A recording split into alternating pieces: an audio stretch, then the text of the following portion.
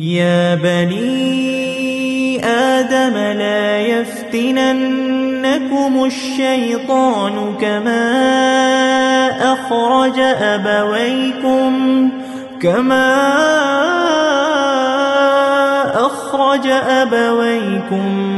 من الجنة ينزع عنهما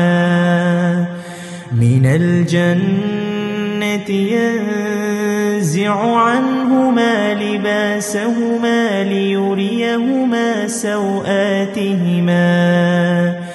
إنه يراكم هو وقبيله من حيث لا ترونهم إنا جعلنا الشياطين أولياء للذين لا يؤمنون